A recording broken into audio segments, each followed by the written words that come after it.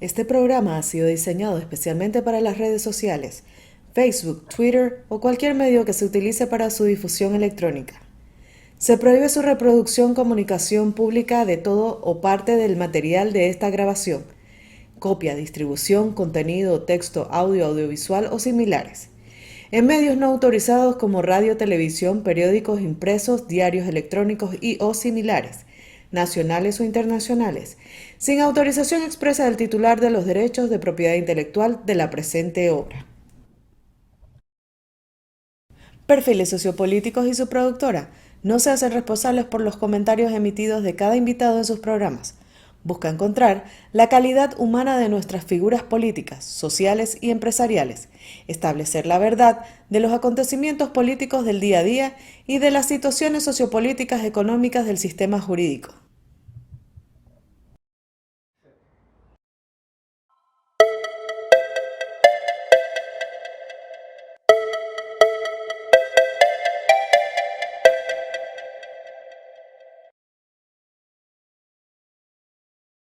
Hola, bienvenidos a nuestro programa Perfiles Sociopolíticos. Yo soy Linda Schwartz y hoy hablaremos de leyes con el doctor Miguel Antonio Bernal. Bienvenido, doctor Bernal. Buenas. El tema de hoy, que es un tema bastante fuerte y controversial, es sobre la Corte Suprema de Justicia y la Asamblea Legislativa. A nosotros nos gustaría que nos dieras un panorama sobre la situación actual de ambos y por qué siente toda la población, sentimos todos en general, que las cosas no están fluyendo y que no son eficientes dentro de cada una de esas entidades del gobierno. Lo primero que hay que señalar es que, contrariamente a lo que aquí se pretende afirmar y aseverar, no existe un Estado de Derecho.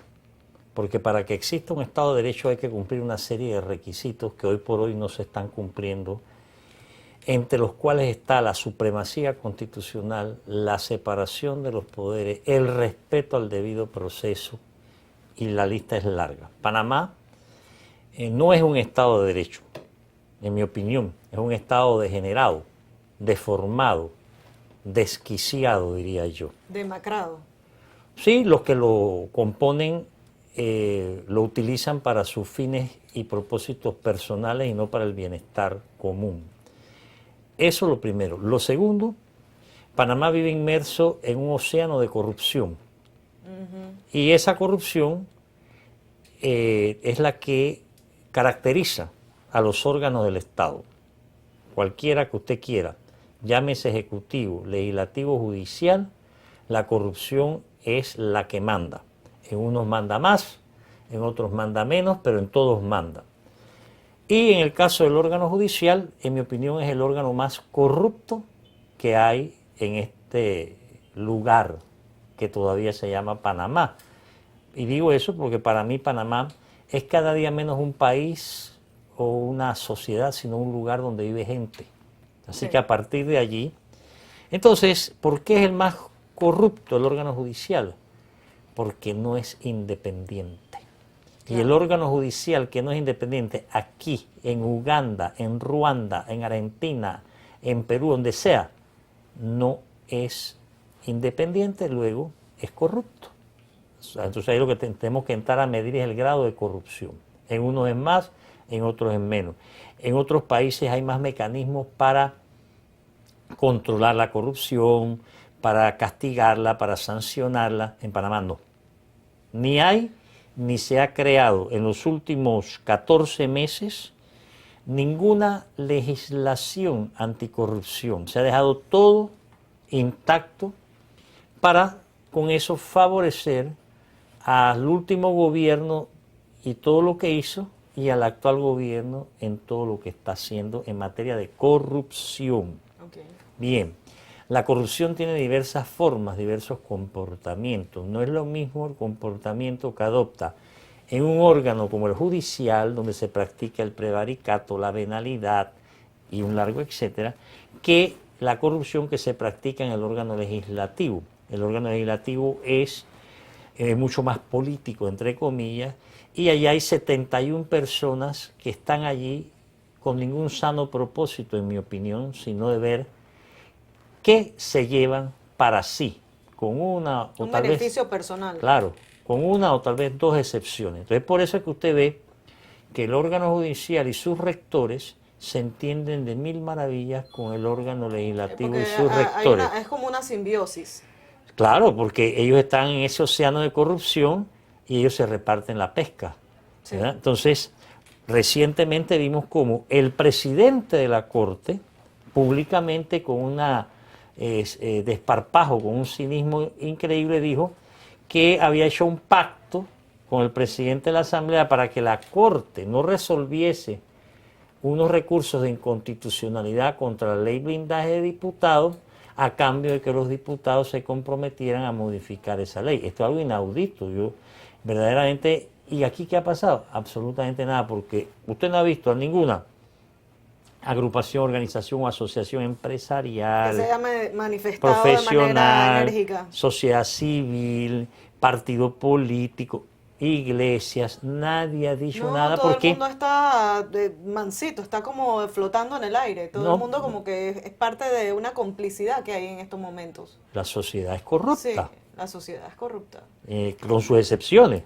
Pero usted sabe una cosa, doctor Bernal, a mí me llama mucho la atención porque estamos hablando, una cosa es el sistema y otra cosa es las personas que forman ese sistema, porque el sistema solito no hace nada. Son las personas las que hacen, y es el engranaje lo que hace que el sistema funcione. ¿Qué es lo que impide que se vaya removiendo las personas que tienen 5 años de estar, por ejemplo, lo que pasó en el quinquenio pasado, que se alborotó la cosa de una manera en que todo el mundo creó un oasis de Panamá como un paraíso donde todo era posible, todo era pudiente, las leyes se violaron, parte de la sociedad no se quejó porque estaba beneficiándose de una manera u otra, y sabemos, porque se está reflejando en el presente gobierno, de que no tenemos fondos en el arca del Estado, que la economía del país está parada, todo el mundo acusa a todo el mundo de algo y hay mucho desempleo en estos momentos. La población está sintiendo un estrés elevado y se está reflejando en todas las áreas, en todos los gremios, en las empresas, en todos lados. Entonces yo quiero saber qué es lo que impide que la misma sociedad civil, o los poquitos que quedamos que somos responsables de las cosas que están pasando y no estamos de acuerdo, se remuevan más de 3 personas en estos órganos para que las cosas empiecen a caminar. ¿O es que ellos están pegados ahí con Crazy Glue? La respuesta es muy sencilla, no hay voluntad. No hay voluntad política de parte de las autoridades, ¿no? Porque ellos no van a afilar cuchillo para su propio pescuezo. Y no hay voluntad cívica, es decir, dentro de este lugar que se llama Panamá, la mayoría de la gente está contenta, por decirlo de alguna manera, con lo que se está dando. Los que no lo estamos, Claro. somos excluidos, aislados y mal vistos, porque aquí, a lo largo de los últimos 40 años, estas últimas 5 o 6 generaciones, se ha ido haciendo una especie de lavado de cerebro a la población para que acepte como bueno lo malo, para que acepte como positivo lo negativo. Es decir, hay una inversión total de valores. Aquí, hoy en día, ser cortés es mal visto, ser honrado es rechazado, y eso en todos los estratos de la sociedad, de arriba hacia abajo. Y entonces eso es promovido por las instituciones que quedan, tanto las estrictamente políticas, llámese órgano legislativo, como por el órgano judicial, como por el propio órgano ejecutivo, que es el más inclinado a una serie de prácticas que promueven esa inversión de valores. Y como aquí no se nos educa en valores cívicos, éticos, morales y demás, entonces la gente encuentra lo más natural, la mamá o el papá, que el hijo le dice, la maestra mandó a pedir un lápiz para pasado mañana, yo te lo traigo del trabajo. Sí. Y por ahí se van con todo. Y también porque aquí se ha descuidado mucho lo que yo llamo la parte constitucional de la sociedad. No estoy hablando del texto normativo que se llama Constitución, sino la parte constitucional, que es ese sentimiento que debe tener todo ciudadano para con sus conciudadanos, la solidaridad humana. Estoy hablando de esa relación casi sentimental que debe existir del ciudadano con las reglas, las leyes, las normas, ¿no? Y estamos hablando también del necesario conocimiento que debe tener todo ciudadano de sus derechos para poder entonces también ser consecuente y cumplir con sus deberes. Entonces, por eso le decía hace un momento atrás que uno de los problemas que nosotros tenemos es que esto dejó de ser una sociedad, es un lugar donde vive gente, y no es lo mismo un lugar donde vive gente que una sociedad. Por eso yo tengo la hipótesis de que uno de los problemas que nosotros confrontamos es que aquí, por decirlo así, hay varios Panamá. El Panamá que es, el Panamá que usted cree que es, el Panamá donde usted está, el Panamá en el cual a usted le gustaría estar, el Panamá que fue. Y entonces, claro, cuando una persona que está en el Panamá que es se encuentra con una persona que está en el Panamá que fue, no puede haber diálogo, no puede haber conversación, aparte del que hubo, que hay, que ha habido. Ah, bueno, pues chao. No puede pasar de ahí. Y eso, si usted lo traslada al comportamiento cotidiano de los distintos grupos sociales, se va a dar cuenta que de una u otra manera la gente se ha ido amoldando, se ha ido acomodando, yo diría doblando la cerviz a gusto, es decir, es un nuevo tipo de esclavitud que aquí se ha fomentado. Entonces, cuando usted dice que no hay fondos en las arcas, fondos hay, lo que pasa es que se los roban. Es cierto. ¿Ve? Entonces, mucha gente no dice nada porque está esperando su oportunidad para robar.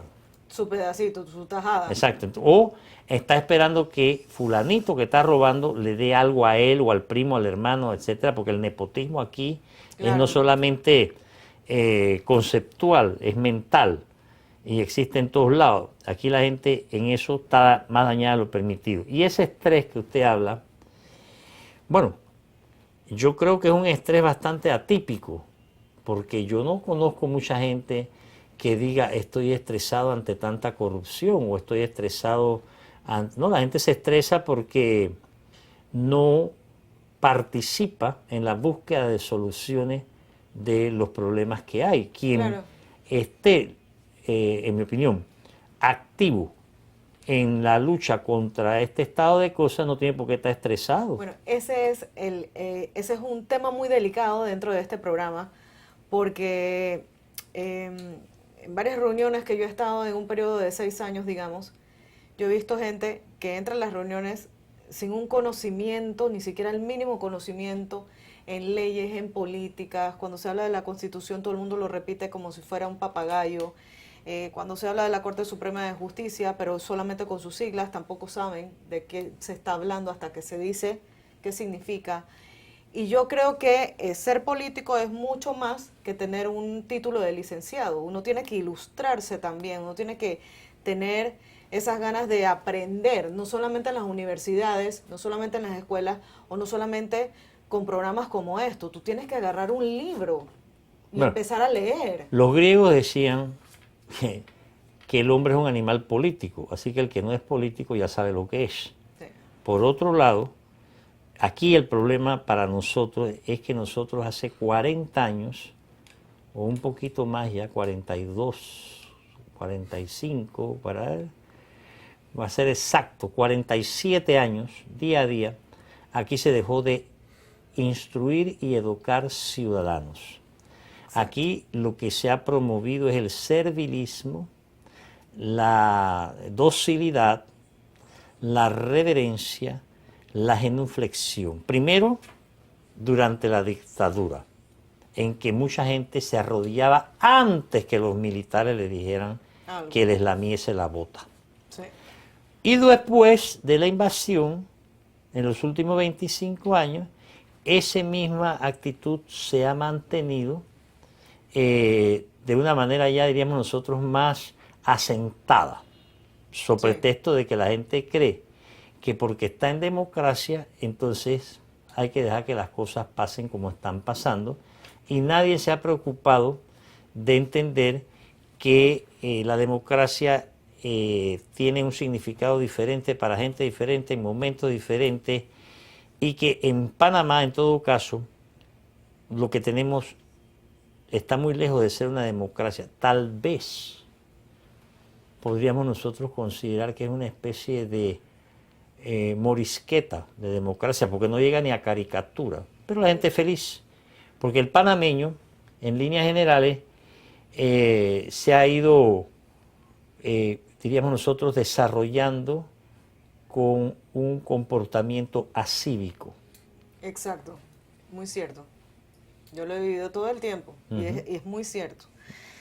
Mira, yo quiero que brinquemos a otro tema que me llama mucho la atención y esto sí me molesta, sobre los dobles salarios y que la Corte Suprema de Justicia está apoyando el dejarle a los suplentes de la Asamblea el doble salario. Pero ojalá solamente fuera los suplentes de la Asamblea, el problema es más grave. Ilústranos. En el caso de los suplentes de la Asamblea, la Constitución es clara, el artículo señala que el suplente da diputado que perciba una remuneración de una institución pierde inmediatamente la curul. Pero aquí, con la complicidad, el contubernio, la participación, la cooperación de los principales, diputados principales, y del Ejecutivo, muy especialmente porque es el Ejecutivo el que los ha estado nombrando, embajadores, directores en determinados ministerios o tal cosa.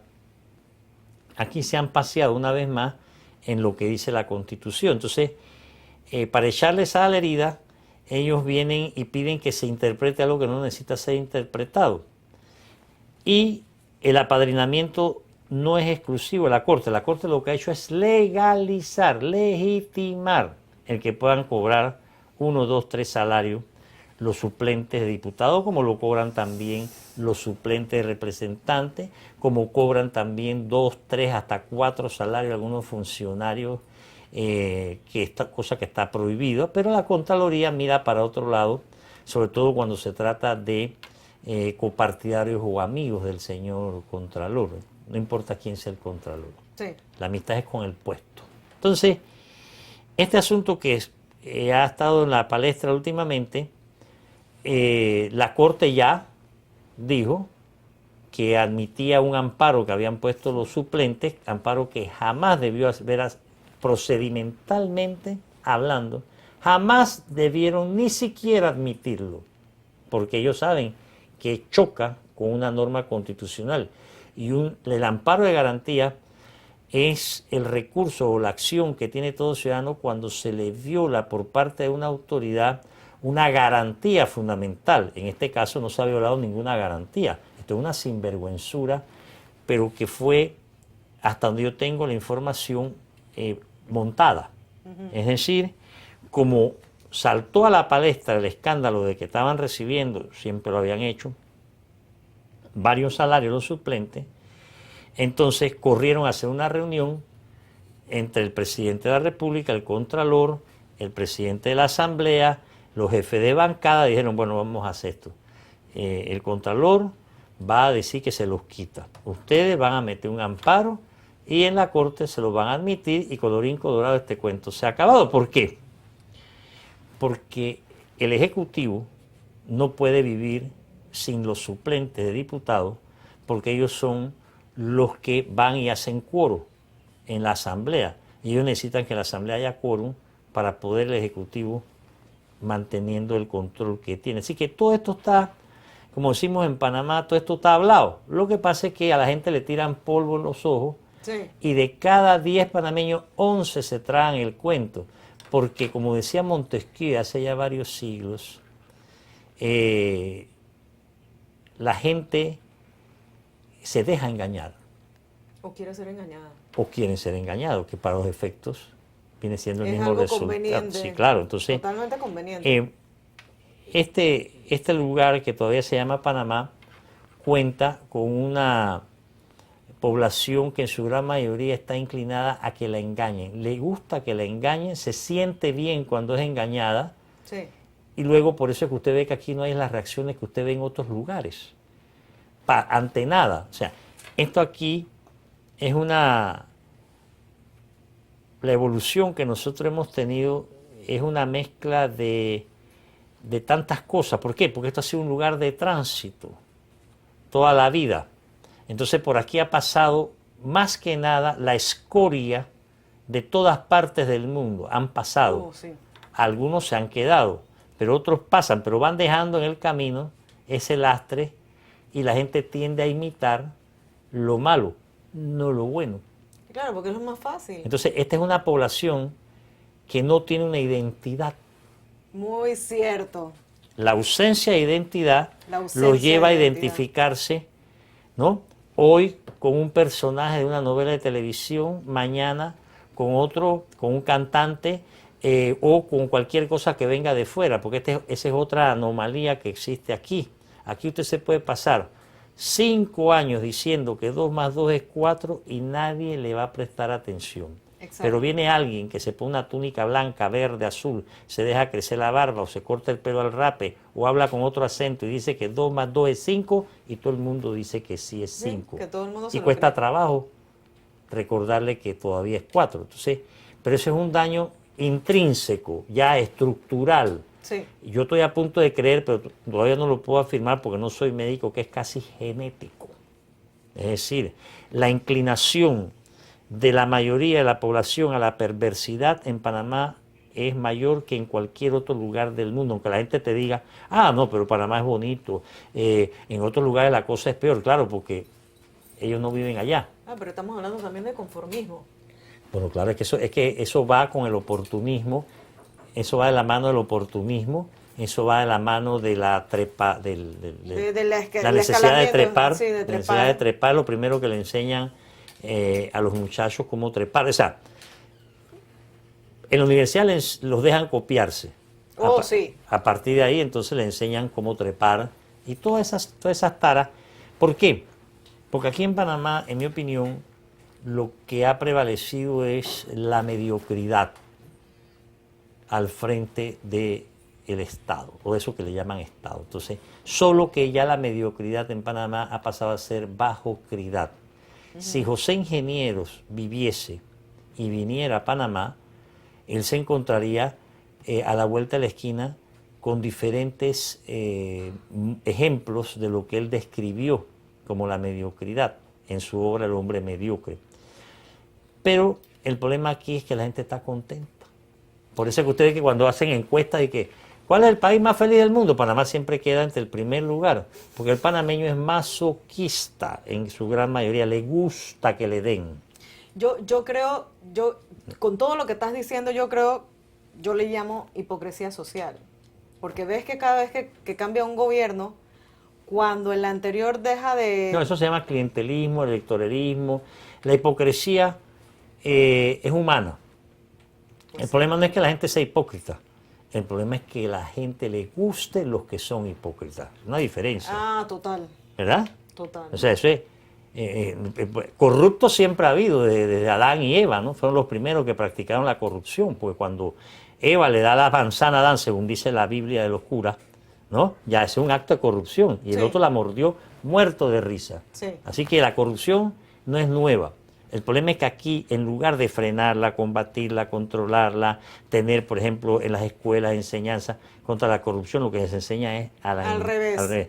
cómo ser corrupto. Exacto. Entonces, es ahí donde entra en todo su esplendor la bajocridad, ya no la mediocridad.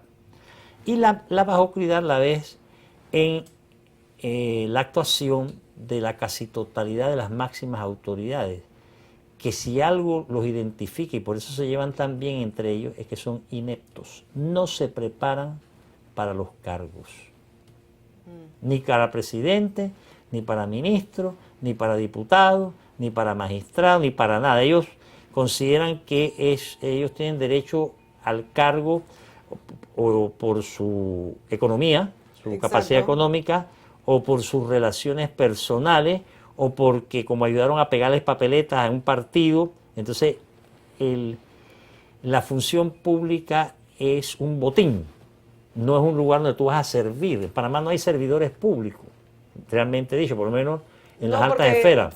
Porque es que siempre se escoge a la gente por amiguismo, Siempre se escoge a la gente. Claro, no por mérito. No por mérito. Ni por concurso. Por relaciones sociales. O sea, yo cuando el gobierno actual estaba compitiendo para este periodo y ganó, yo llamé a alguien conocido y yo le dije, mira, yo tengo a esta persona que tiene todos los méritos, su currículum y todo, que de repente puede agarrar tal cargo o puede concursar. O sea, ¿qué es lo que hay que hacer para que esta persona pueda competir para ese cargo? Me dijeron no, textualmente no, porque Bueno, ya tenían gente para eso. En el caso de Panamá, si usted no es amigo del presidente, a usted le va a ir muy mal, aun cuando sea del mismo partido. Yo conozco eminentes académicos panameños, preparados, más graduados que un termómetro, que no les han dado ni siquiera un vaso de agua porque le caen mal al presidente, o le caen mal a tal ministro, o a tal ministra.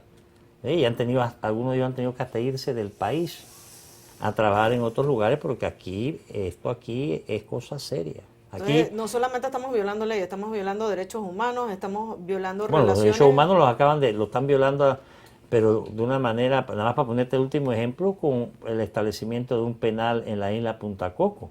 Sí. Eso está terminantemente prohibido por los convenios internacionales. Y la ONU mandó a decir, el presidente dijo que quiénes eran ellos para decirle lo que él tenía que hacer. O sea, esto da vergüenza. Total. Bueno, déjale un mensaje a todo el país, recordándole que uno tiene que dormir con la conciencia tranquila y no con los bolsillos llenos. Pero eso es el tipo de mensaje que la gente no quiere oír. Pero no importa. La gente hay lo que hacer quiere es que tú le docencia. digas que hay fuertes posibilidades, ¿no?, de que a ellos se les pueda dar un salve, un jamón, y no solamente El la gente colchón, la del bolsa de chorrillo, arroz. no solamente dentro del chorrillo, ojo, porque a medida que asciendes en categoría social te exigen más. Sí. Sobre todo te exigen es impunidad. Es una de las cosas que más le gusta a la gente aquí, la impunidad. Es decir, saber que tú puedes hacer las cosas contrarias a la ley y que no te va a pasar nada. Eso es muy importante para que la gente no tenga estrés. Por eso cuando usted dice que la gente está estresada, si lo tuviese, los que usan el metro hace rato hubieran protestado, Sí. o los que usan el transporte, o los que van a buscar un servicio público, ¿no?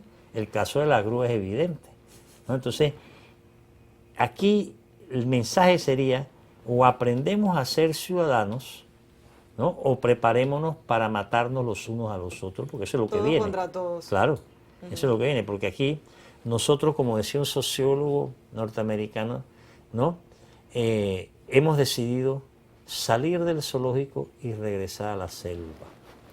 Y estamos en ese caminito. Yo creo que ya algunos han entrado a la selva y por eso que ustedes Sí, ya han entrado. Sí, situaciones cada vez más escabrosas. Y yo no es que sea pesimista, porque si fuese pesimista no andaría en los gandos. Pero yo creo que sí, la situación es lo suficientemente seria como para...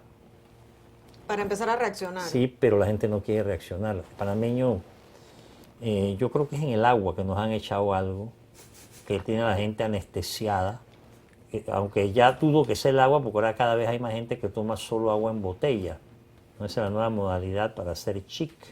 Sí, bueno, me Pero parece una tontería. a lo mejor en las botellas también le están echando eso que en Panamá le llaman alelazón. ¿eh? Entonces hay una alelazón ciudadana muy arraigada y la gente está a gusto, así como la tradición cuna los lleva a los islas a pasarse el día en la hamaca.